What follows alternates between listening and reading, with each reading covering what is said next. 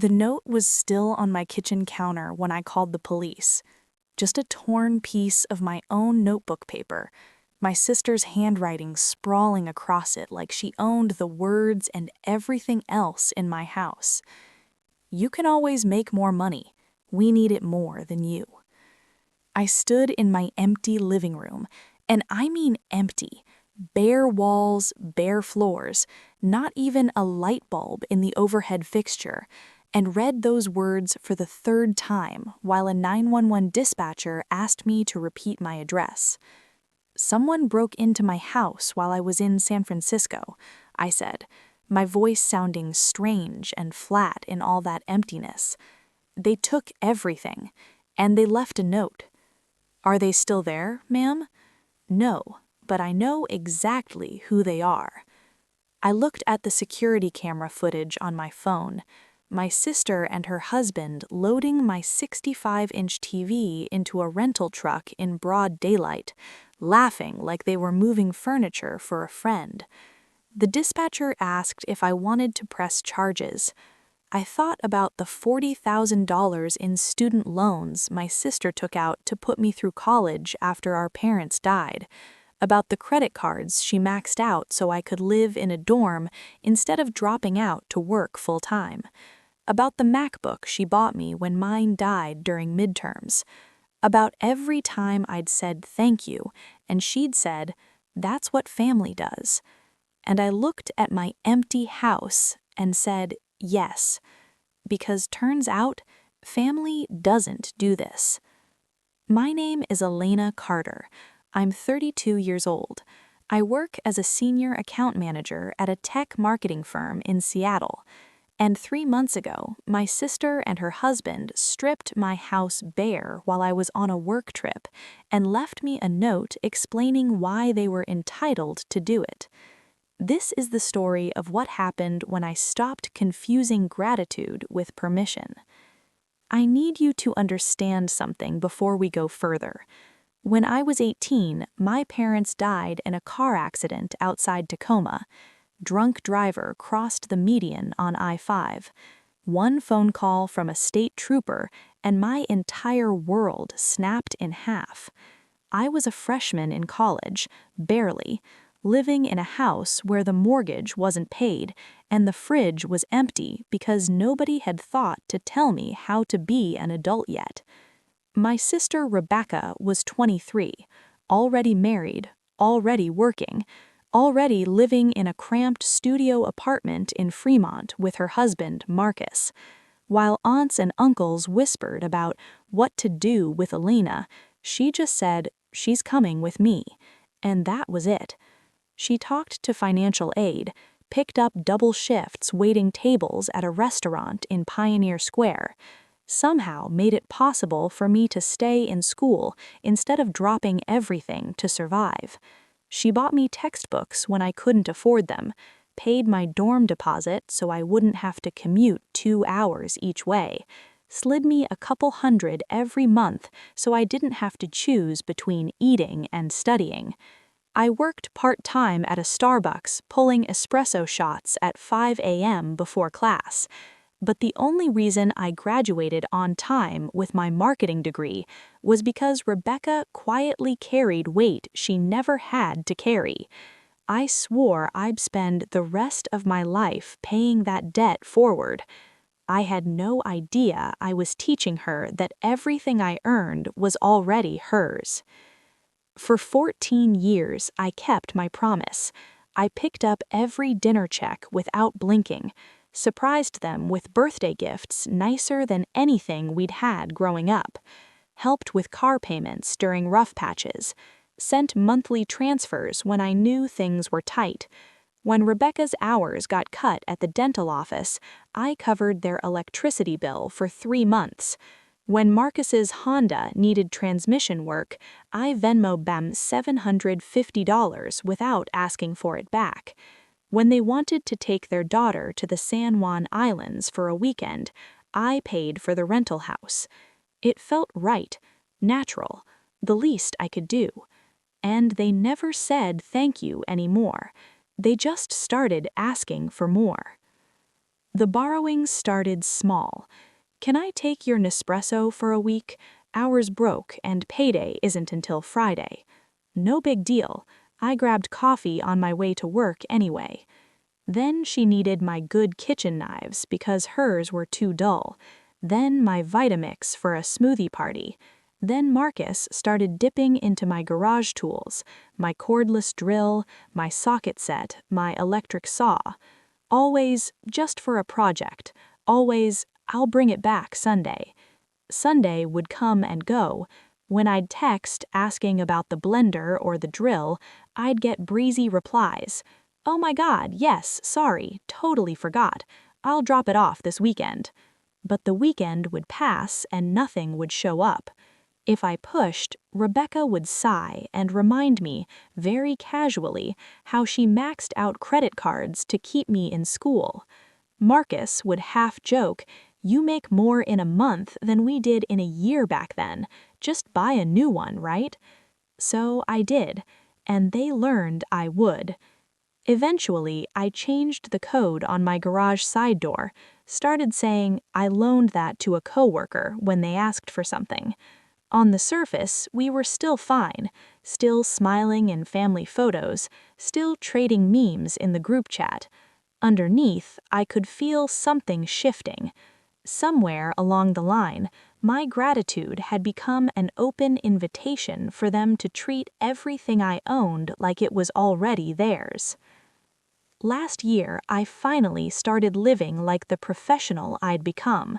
After a decade of IKEA furniture and hand-me-down appliances, my bonus hit and I went all in. New West Elm sectional, 65-inch Samsung QLED, smart LG fridge that connected to my phone, Ecobee smart thermostat, a CB2 dining set that actually matched my townhouse instead of looking like I'd furnished it from a Craigslist moving sale. I spent weekends comparing Benjamin Moore paint samples instead of clipping Safeway coupons.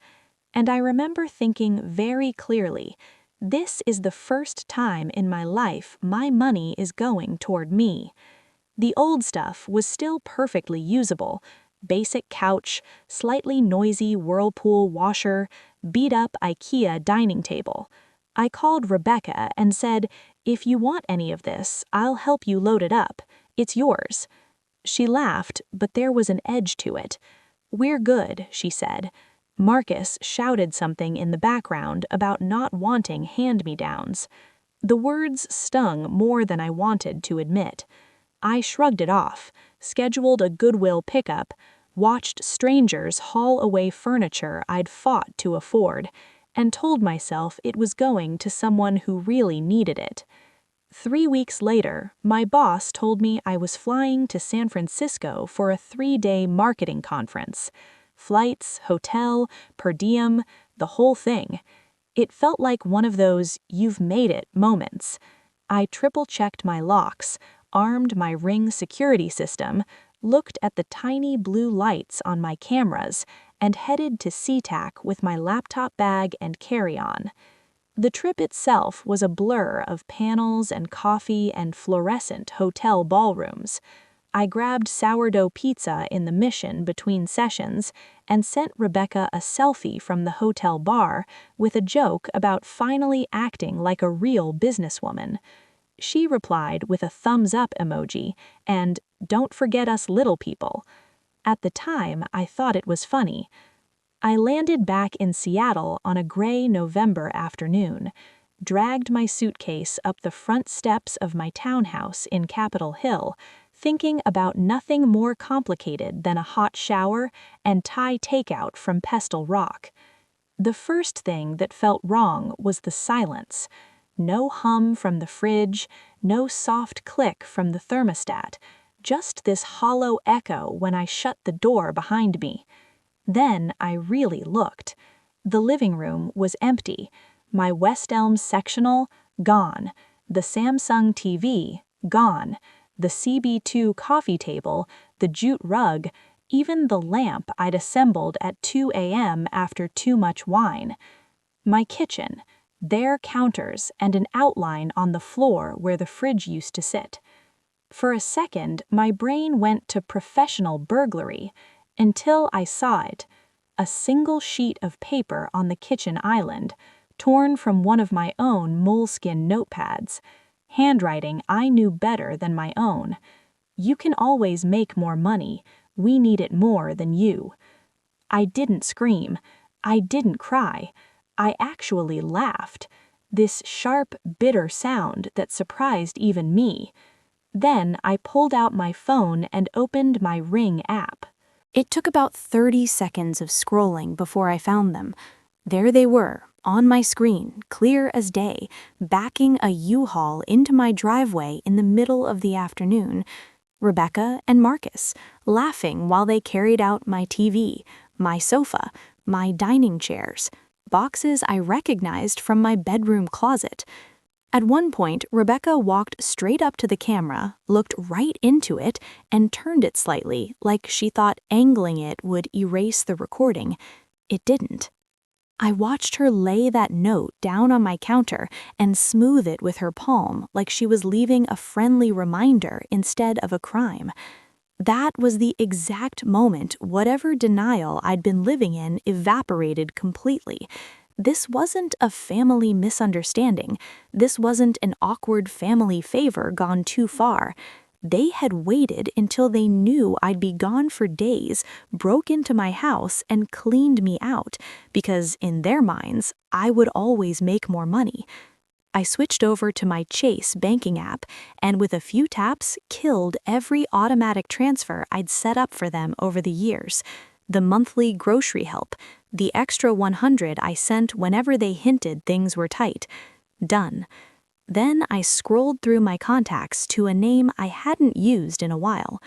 Patricia Vance, college friend who'd gone to law school and now practiced in downtown Seattle. I attached the Ring footage, screenshotted the note, typed 7 words I never thought I'd aim at my own family. I think it's time I stopped paying. Within an hour, I was sitting across from Patricia in her small office near Pike Place Market, my suitcase still in the corner because I hadn't even gone home to unpack. She watched the clips twice, zoomed in on Rebecca's face, read the note, then leaned back in her chair and said very quietly, "Elena, this isn't a family disagreement. This is burglary. They broke in, they removed property, they left evidence bragging about it." Hearing it in legal terms made my stomach twist, but it also made something in me settle. What do I do? We send them a demand letter. 24 hours to return everything in usable condition and pay for damages to your lock and door. If they refuse, we file charges. We drafted it right there. Dates of purchase, value of each item, screenshots from my Ring system, copy of the note.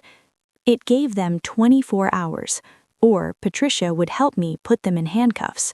We sent it by certified email and overnight FedEx. For the first time in my life, I hit send on something that could actually destroy my own family. That night, I barely slept, not because I doubted what I was doing, but because I kept replaying every moment I handed them money, wondering when they decided generosity meant weakness.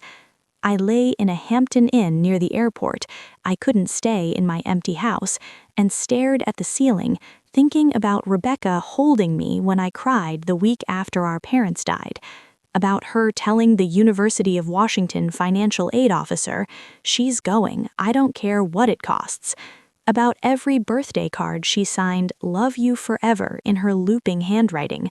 And I thought about her walking into my house and taking everything that proved I'd made something of the life she saved. At 3 a.m., I realized something that made me cry for the first time since finding the note. I wasn't just losing my stuff. I was losing the sister who used to be my entire world. The deadline came and went with no call, no apology, no U-Haul in my driveway.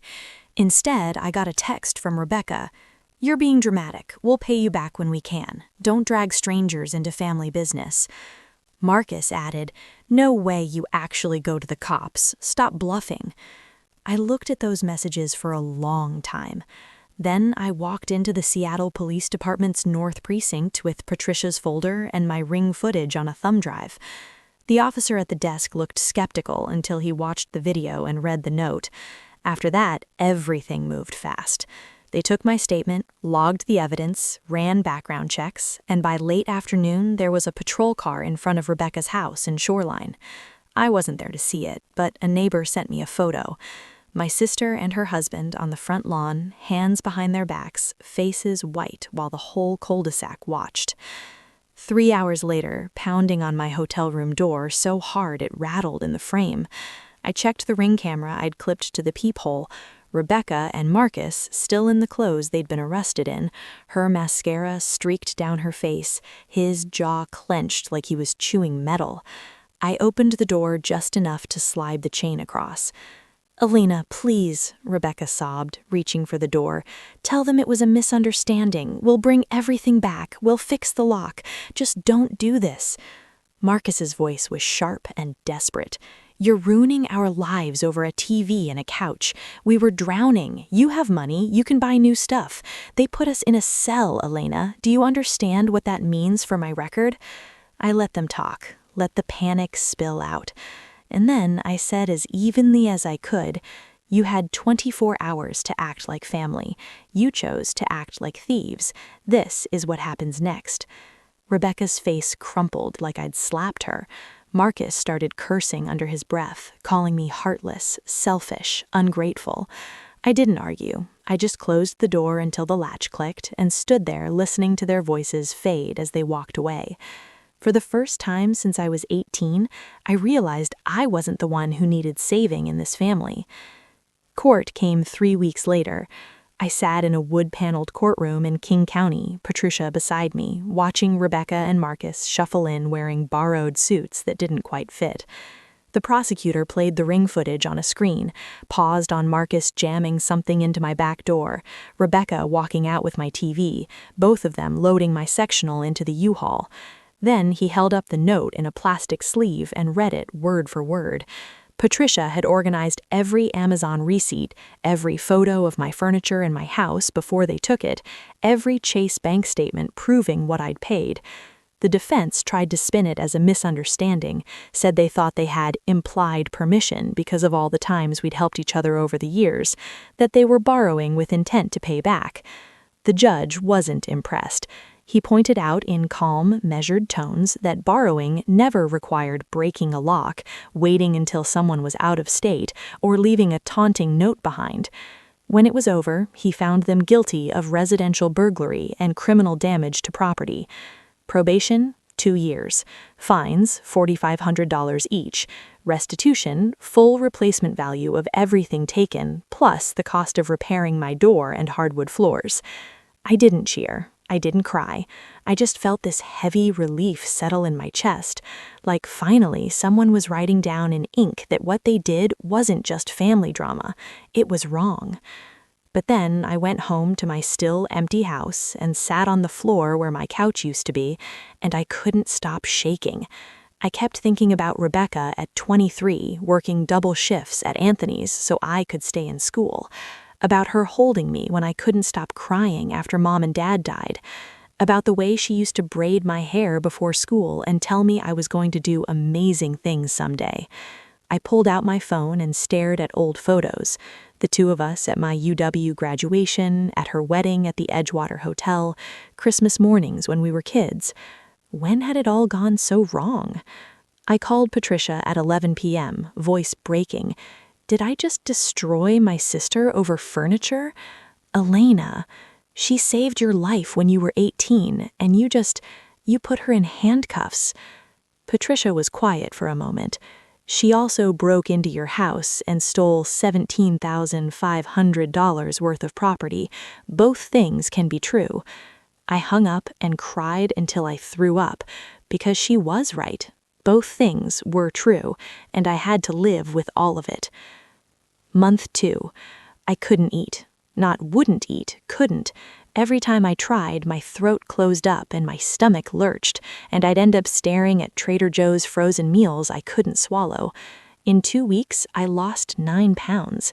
My boss pulled me into her office after I missed a client deadline for the first time in my career. "Elena, what's going on?" "I'm fine." "You're not fine. You look exhausted. You sent the Microsoft deck with outdated data. That's not you." I wanted to say it. My sister robbed me. I had her arrested, and now I can't sleep or eat or think because I don't know if I'm strong or if I'm cruel. But I just said, "Family stuff. I'll handle it." She didn't look convinced. "Take the rest of the week. That's not a suggestion." I went home and lay on my bedroom floor, one of the few rooms they hadn't completely stripped, and stared at the ceiling for 6 hours. My phone buzzed constantly, cousins asking what happened, aunts demanding I fix this, and uncle telling me I was tearing the family apart. I turned it off and lay there in silence, wondering when taking care of myself had become the same thing as destroying everyone else. Month 3. My furniture started coming back in waves, not all at once, not with apologies, just Marcus pulling up in his F-150 every few days, unloading something onto my porch, and leaving without a word. The TV had a crack in the corner, the sectional cushions were stained, the dining chairs wobbled. I didn't complain. I just carried everything inside and tried to put my house back together. But it didn't feel like mine anymore. It felt like evidence. One afternoon, my doorbell rang. I checked the Ring app. A teenage girl I didn't recognize at first. Then I did. Lily, Rebecca's 15-year-old daughter. I opened the door. She looked at me with red, swollen eyes. "Aunt Elena, please, you have to talk to Mom." My chest tightened. "Lily, I can't. We had to move," her voice cracked, "to a bad apartment in White Center. I hear sirens every night. I had to change schools, leave my friends at Roosevelt, leave everything. I'm sorry, but I know what they did was wrong, but I didn't do anything, and I'm the one suffering." She was crying now, full, gasping sobs. "Please, I just want my life back." I stood there, hand on the doorframe, and felt something inside me crack wide open. Because she was right. Lily hadn't done anything, and she was drowning because of choices her parents made and consequences I'd enforced. "I'm so sorry," I whispered, "but I can't enable your mother anymore." "You're not enabling her," her voice turned sharp through the tears. "You're punishing me." She turned and walked away. I watched her get into a beat-up Toyota Corolla I didn't recognize, probably the only car they could afford now, and drive off. Then I went to my bathroom and threw up until there was nothing left. I called Patricia from the bathroom floor. "There's a kid involved. Rebecca's daughter. She came here." "What did she say?" I told her. All of it. Patricia was quiet for a long moment. "Elena, you're not responsible for Rebecca's choices. You're not the one who broke in. You're not the one who put her in this situation. But I'm the one keeping her there. No, you're the one refusing to pull her back out. That's different." "Is it?" "Yes, because if you drop the charges now, you're teaching her that all she has to do is send her daughter to guilt you into submission. You're teaching her that your boundaries don't matter, and next time, and there will be a next time, it'll be worse." I knew she was right, but knowing didn't make it hurt less. Month 4. My company's employee assistance program mandated 6 therapy sessions after I broke down crying in a conference room during a client presentation for Amazon Web Services. The therapist's name was Dr. Michelle Torres. First session, she asked what brought me in. I told her everything. The burglary, the arrest, the court, the furniture coming back broken, Lily on my doorstep. When I finished, she asked very simply, "Do you regret pressing charges?" I opened my mouth to say no, but what came out was, "I don't know." And then I started sobbing. Not delicate tears, ugly, choking sobs that came from somewhere deep and shattered. I destroyed her. I gasped. Dr. Torres handed me a tissue. Did you break into her house and steal her belongings? No. Did you force her to refuse your demand letter? No. Did you make her leave a taunting note instead of asking for help? I shook my head. Then you didn't destroy her, Elena. You stopped saving her from herself. Those are very different things. I know, but feelings aren't facts, and right now your feelings are louder than the truth. Over the next 4 months, Dr. Torres helped me untangle something I'd carried since I was 18, the belief that I owed my sister my entire life, that everything I earned was payment on a debt I could never fully repay, that saying no to her was the same as betraying her. It wasn't, but unlearning it felt like pulling out stitches from a wound that had never properly healed. Month 6. I was in the QFC on Broadway when I saw her. Rebecca, 2 aisles over, reaching for great value pasta instead of the Barilla she used to buy. She looked thinner, older, gray roots showing through the blonde she used to touch up every 6 weeks at Jean Juarez. For a second, our eyes met. I froze. She froze. Then she turned and walked away without a word. I stood there in the cereal aisle, hand on my cart, unable to move, and I had a full panic attack right there between the Cheerios and the Frosted Flakes. Couldn't breathe, couldn't think, just gasping for air while strangers pretended not to notice. Someone asked if I needed help. I shook my head and stumbled to my Subaru. Sat in the parking lot hyperventilating for 45 minutes. Called Dr. Torres from my car. I saw her, and I couldn't breathe. That's trauma, Elena. Your body remembers what happened even when your brain tries to move on. When does it stop? I don't know, but it will, eventually. Month 7. A letter arrived. Handwritten, Rebecca's looping script on the envelope, postmarked from Shoreline. I almost threw it away, but I opened it. Elena, I know what we did was unforgivable. I'm not asking to forgive me. I'm writing because I need you to know the truth. 3 months before we took your things, Marcus got laid off from Boeing. We were 3 months behind the mortgage. Key Bank sent foreclosure notices. I was working 2 jobs at dental office and Fred Meyer, and it still wasn't enough.